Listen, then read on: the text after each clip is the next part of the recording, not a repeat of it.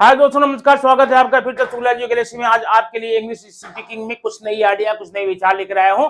अब ये क्या है, देखिए, ये लिखा है एम्फेटिक आइडियाज, एम्फेटिक सेंटेंसेस। ये क्या होता है, जब किसी सेंटेंस पर हम किसी क्रिया पर, वर्ब पर जोर दो के बोलते हैं, पक्का मैं करूंगा ही, ऐसे में क्या बोलते हैं उसको, एम्फेटिक। आप थोड़ा थोड़ा प्रेशराइज करते हैं, आपकी स्पीकिंग लहजे में भी वो आप स्पष्ट दिखाई देता है, लिखने में तो नहीं दिखाई देता है, लेकिन जब आप स्पीक करेंगे, जैसे मैं स्कूल जाऊंगा, इस सिंपल मैंने बोला, मैं स्कूल जाऊंगा, तक जाऊंगा, जब वर्ब पे मैंने जोर देके बोला तो मतलब ये एम्फेटिकली हो गया, मैंने एम्फेटिकली बोला, एम्फेटिक जोर दो के बोला।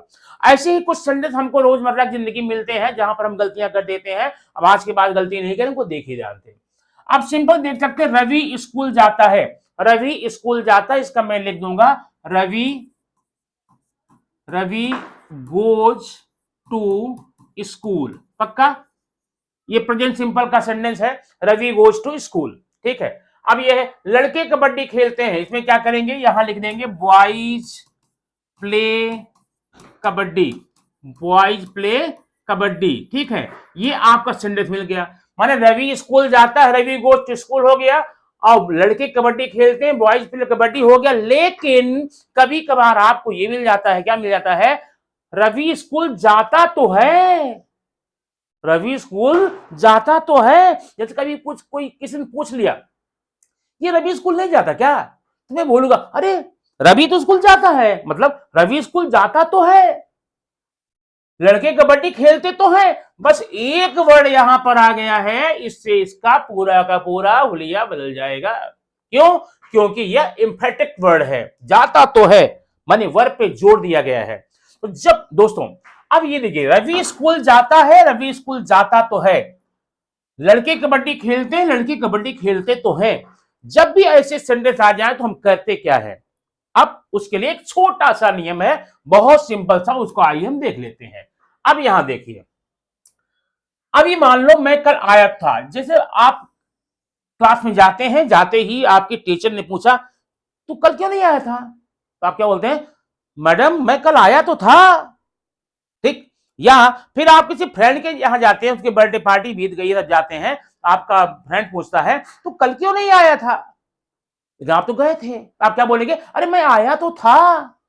तो इसी चीज को अगर आप बोले होते मैं आया था, आई केम हो जाता, लेकिन मैं आया तो था, इसका क्या करेंगे, किशन हिंदी पढ़ता तो है, इसका क्या करें, लड़के पढ़ाई करते तो हैं, इसका क्या करें, मैं उसे बुलाता तो था, इसका क्या करें, और किशन उसकी मदद करता तो था, फिर इसका क्या करें। दोस्तों अब इसे सुनिए, ऐसे स्ट्रक्चर जब भी मिलेंगे आपको सिर्फ दो जगह मिलेंगे, एक होता है प्रेजेंट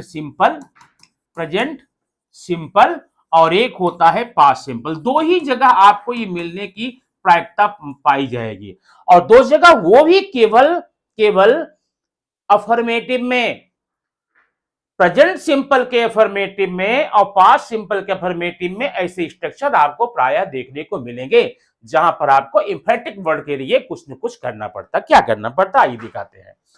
अब ये देखिए, हमें करना क्या इसमें है, ध्यान से देखिए। अब एक बार फिर देखिए, मैं कल आया था, मैं कल आया था।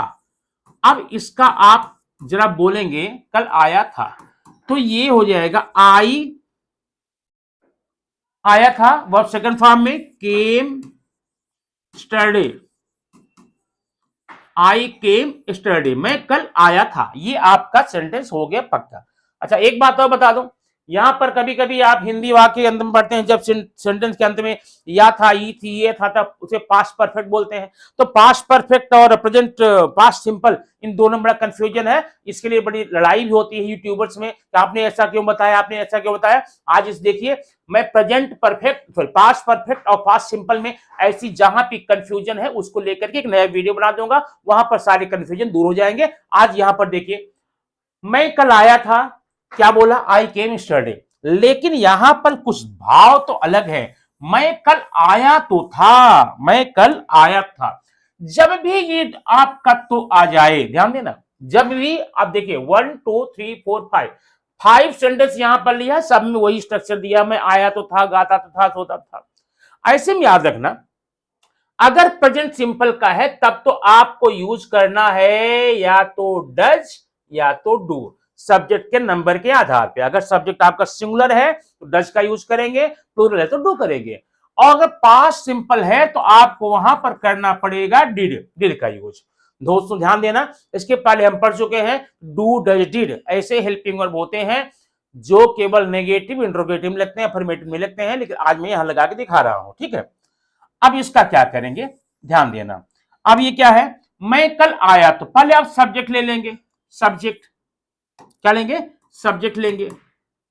अब सब्जेक्ट के तुरंत बाद में अगर ये प्रेजेंट सिंपल में है आप डज या डू लगा दीजिए, पक्का, डज या डू।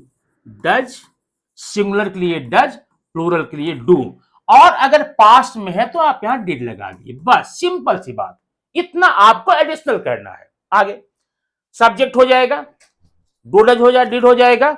उसके बाद में आपको वर्ब की फर्स्ट फॉर्म लेनी है V1। लेकिन ध्यान देना, प्रेजेंट सिंपल के सिंगुलर के लिए डज यस या यस लगता था, पास्ट सिंपल में आपको क्या लगता था, सेकंड लगता था, यहां पर वर्ब, उसके बाद में ऑब्जेक्ट।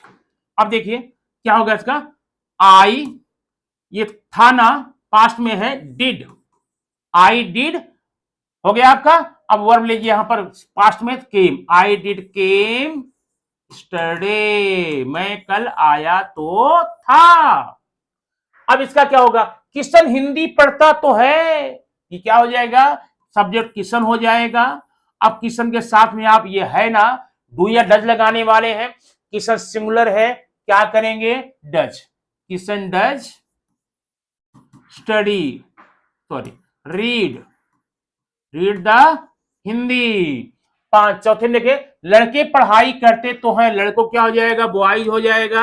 अब बॉयज साथ क्या लगाने वाले हैं, डू लगाने वाले, क्योंकि प्लूरल है, बॉयज डू। अब पढ़ाई करने को स्टडी बोलते हैं, ठीक है ना, पढ़ाई करने को रीड मत बोलना, बॉयज डू स्टडी। मैं उसे बुलाया तो था, मैं उसे बुलाता था, आई डिड कॉल हिम, मैं उसे बुलाता था। किशन उसकी मदद करता तो था, किशन उसकी मदद करता तो था। अब ये एक सेंटेंस आपकी झोली में है, आप कमेंट बॉक्स में इसका आंसर लिख के जरूर भेजिए, क्योंकि आप मुझे आपके इस आंसर का, आपके बढ़ चढ़ कर हिस्सा लेने के इंतजार रहता है। आप कितना बढ़ चढ़ के हिस्सा लिए, कितना पढ़े, कितना समझे हैं। और इसके बाद भी मैं आपसे एक रिक्वेस्ट करना चाहूंगा, इस सारी वीडियो सिर्फ आपके लिए है। मैं हमेशा ये प्रयास करता हूं कि प्रतिदिन सुबह के 11 बजे आपके साथ वीडियो पहुंच जाए। वीडियो आपका उसका आप पढ़ करके उसका आनंद लें, उसका इंग्लिश लर्निंग को, स्पीकिंग को, राइटिंग को, अंडरस्टैंडिंग को अपने स्ट्रांग करें। ठीक है, ऐसे धीरे धीरे करके एक एक सेंटेंस आप लेते जाइए, प्रैक्टिस करते जाइए, तो आपकी इंग्लिश स्ट्रांग हो जाएगी। और अगर पहली बार आप देख रहे हैं तो सब्सक्राइब करना न भूलें और अपने दोस्तों में दबा के शेयर करें, और हाँ, बेल आइकन को दबाना न भूलें, ताकि मेरे द्वारा अपलोड की गई सारी वीडियो सबसे पहले आप तक पहुंच जाए। Thank you very much for watching the video. We will see you by the next time with new matter, new subject, new topic.